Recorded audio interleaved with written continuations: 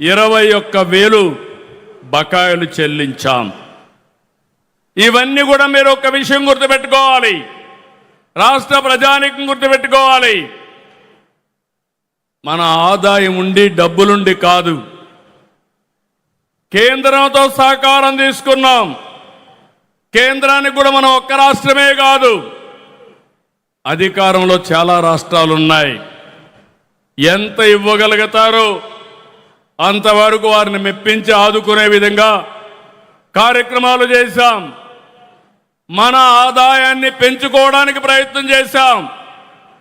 నేను ఎప్పుడూ మీకు ఒక మాట చెప్పేవాడిని, ఎవరైతే అభివృద్ధి చేసి ఆదాయాన్ని పెంచే వాళ్ళకి సంక్షేమం పంచే అధికారం ఉంది.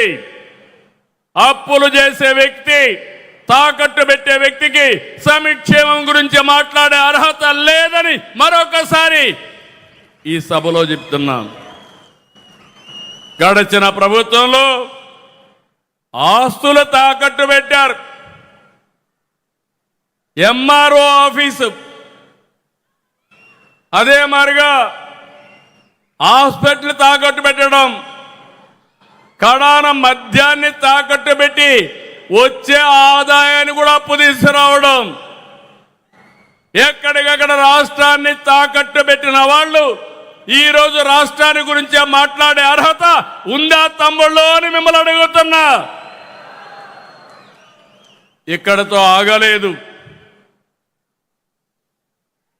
పోయిన సంవత్సరం అప్పుడు ప్రభుత్వం 3 రాజధానుల పేరుతో 3 ముక్కలాటాడి ప్రజల్లో చిచ్చు పెట్టే ప్రయత్నం చేశారు.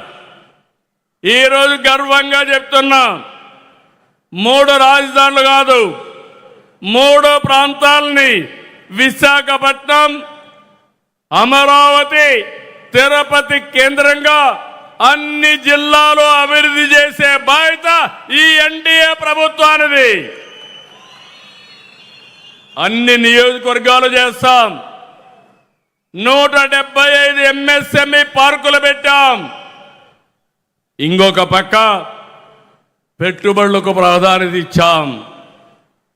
ఒకప్పుడు పెట్టుబడిదారులు పారిపోయారు, రాష్ట్రానికి రామని శపథం చేశారు. మళ్ళా నమ్మకాన్ని కల్పించాం.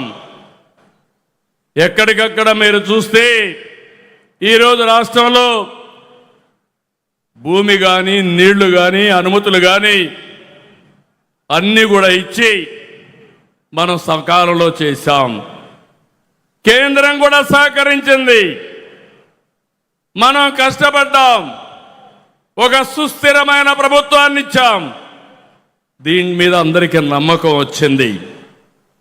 ఈరోజు మీరు చూస్తే 23 లక్షల కోట్ల రూపాయల పెట్టుబడులు 3 ప్రాంతాలతో సమానంగా వచ్చాయి. అన్ని జిల్లాలకు వస్తున్నాయి.